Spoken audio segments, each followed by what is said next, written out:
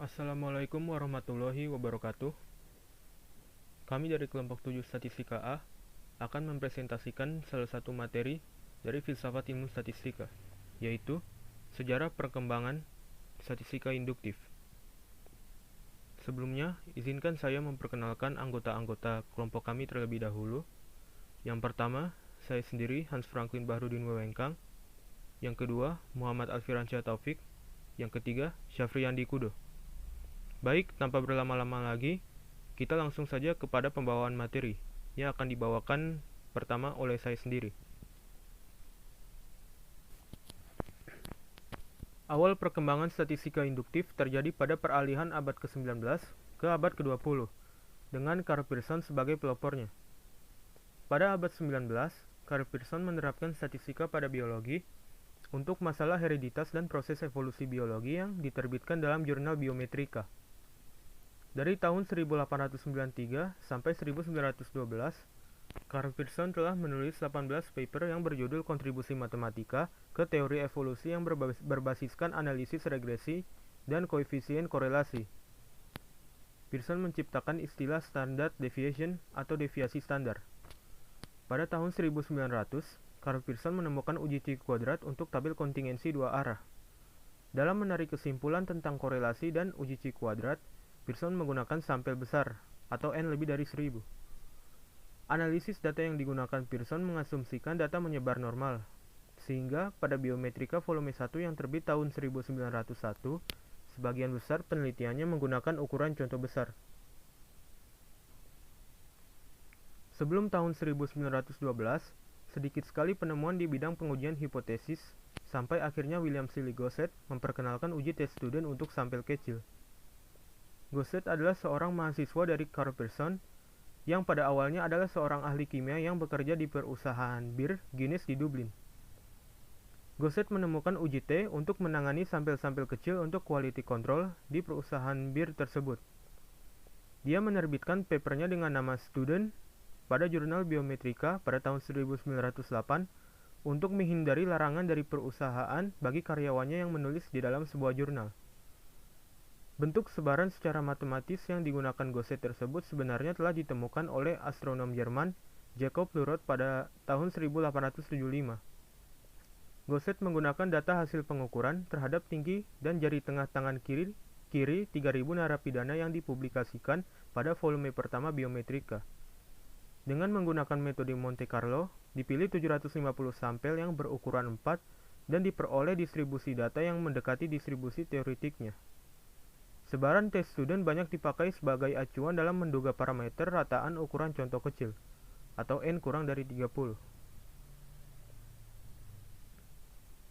Metode estimasi parameter populasi yang digunakan sebelum tahun 1912 adalah metode kuadrat terkecil yang dikemukakan oleh Gauss dan metode deviasi mutlak terkecil yang dikemukakan oleh Laplace. Kedua metode ini digunakan untuk mengestimasi parameter dalam model linier. Kemudian, Karl Pearson memperkenalkan metode Moment untuk estimasi parameter pada tabel frekuensi. Untuk materi selanjutnya, saya serahkan kepada rekan saya, yaitu Syafriyandi Kudo. Terima kasih. Selanjutnya, statistika induktif mulai berkembang pesat setelah R.A. Fisher menulis paper yang sangat terkenal pada tahun 1992, yaitu On the Mathematical Foundation of Theoretical Statistics. Nah, si Fisher ini memperkenalkan istilah specification untuk mengidentifikasi 3 problem yang muncul pada reduksi data, yaitu yang pertama, spesifikasi dari genus populasi, yaitu bentuk matematis dari populasi yang mencakup parameter yang tidak diketahui. Yang kedua, estimasi, yaitu pemilihan metode statistik untuk mengestimasi parameter dari populasi. Dan yang ketiga, sebaran, yaitu sebaran statistik dari contoh atau sampel.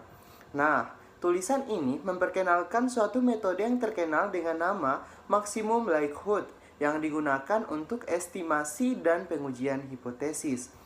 Nah, pada tahun 1925 terbit buku yaitu Statistical Method for Research Works, karangan si Fisher yang berisi rancangan percobaan dan analisis varians di bidang biologi.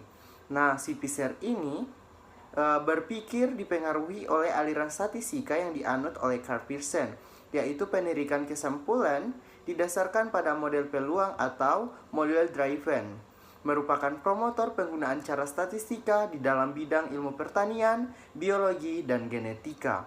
Nah, untuk jasanya ini, Fisher dianugerahi gelar baronet oleh Ratu Inggris, sehingga ia berhak menggunakan nama Sir Ronald Fisher.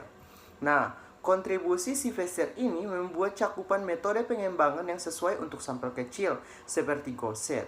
Nah, penemuan presisi sebaran dari beberapa statistik sampel dan penemuan analisis varians. Nah, si Fisher juga merekomendasikan maksimum likelihood yang digunakan untuk estimasi dan pengujian hipotesis.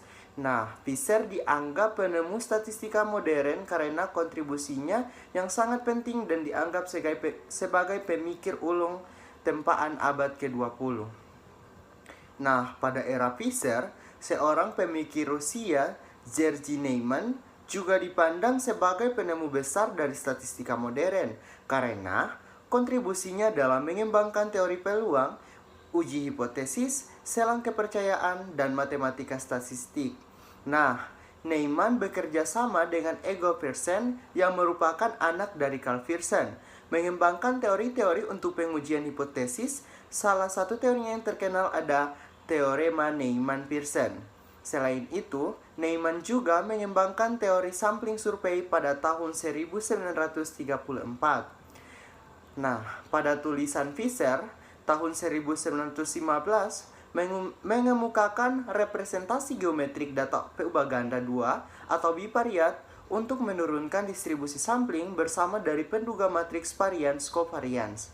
Nah, pada tahun 1928 juga, Wishart menggunakan metode yang sama untuk menurunkan distribusi bersama dari penduga matriks varians covariance untuk sebaran normal, ganda, atau multivariat normal, yang akhirnya populer dengan distribusi Wishart.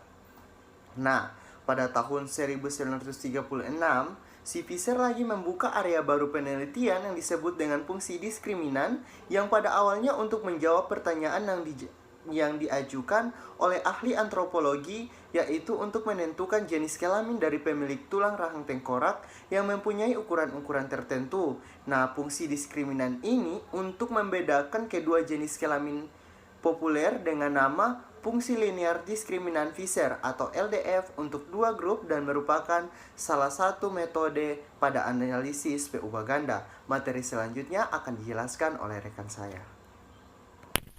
Baik, terima kasih. Selanjutnya, Calyampudi Radhakrishnan Rao adalah mahasiswa bimbingan dari Fisher. Rao bekerja di Museum Antropologi sambil menyelesaikan PhD pada tahun 1948. Pada tahun 1946, Rao mengembangkan fungsi diskriminan linear Fisher untuk klasifikasi dengan banyak grup. Selain itu, Rao juga berkontribusi dalam mengembangkan matematika statistik dengan teorinya yang terkenal, yaitu pertidaksamaan Rao-Kramer dan teorema Rao-Blackwell yang dikemukakan secara terpisah oleh Rao pada tahun 1945 dan Blackwell pada tahun 1947.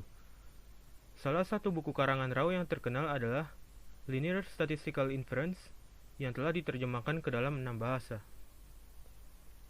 Selanjutnya, Prasanta Chandra Mahalanobis berkontribusi dalam mengembangkan analisis peubah ganda. Salah satu kontribusinya yang besar adalah jarak Mahalanobis yang merupakan ukuran jarak untuk data dengan variabel banyak yang digunakan dalam analisis klasifikasi. Mahalanobis juga pendiri jurnal statistik India yang sangat terkenal bernama Sankhya. Pada tahun 1931, Mahalanobis mendirikan Indian Statistical Institute dengan salah satu divisinya bernama National Sample Survey, yang bertugas mengumpulkan data sosioekonomik dan demografi di seluruh India. Divisi ini membuat Mahalanobis mempunyai peranan penting dalam perencanaan ekonomi di India, dan akhirnya NSS sekarang berfungsi sebagai bagian penting dari Ministry of Planning. Pada tahun 1931, Hotelling memperkenalkan statistik T kuadrat yang merupakan generalisasi dari statistik test student untuk menguji hipotesis nilai tengah pada data peubah ganda. Distribusi tak nol dari T kuadrat adalah sama dengan Mahalanobis distance yang mempunyai tujuan berbeda ditemukan oleh Bose dan Roy pada tahun 1938. Seperti yang telah disebutkan, bahwa aliran yang dianut Carl Pearson, Gosset dan Era Fisher mendasarkan kesimpulan pada jenis sebaran dari populasi sehingga dikenal dengan metode parametrik. Jika asumsi sebaran populasi tidak dipenuhi, maka perlu dilakukan transformasi data.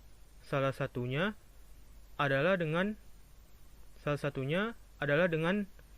transformasi pangkat yang ditemukan oleh Box dan Cox pada tahun 1964, sehingga dikenal dengan nama transformasi Box-Cox. Di lain pihak, pada tahun 1945, Frank Wilcoxon memperkenalkan metode statistik non-parametrik, yang bebas dari sebaran populasi yang sekarang dikenal dengan uji tanda peringkat. Kemudian berkembang metode-metode non-parametrik untuk analisis padanan dari metode parametrik. Seperti pada tahun 1952, W.H. Kruskal dan W.A. Wallis memperkenalkan uji non-parametrik yang berpadanan dengan uji kesamaan mean pada analisis variance yang dikenal dengan nama uji Kruskal-Wallis.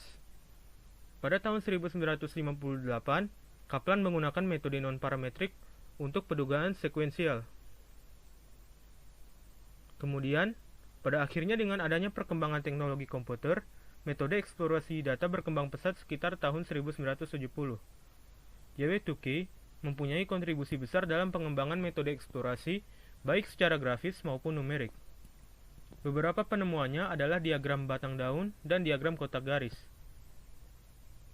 Pada pertengahan 1970, Efron memperkenalkan metode bootstrap untuk menduga parameter dari sebaran yang tidak diketahui bentuknya. Bootstrapping ini merupakan teknik modifikasi dari jackknife yang diperkenalkan oleh Quenouille pada tahun 1948.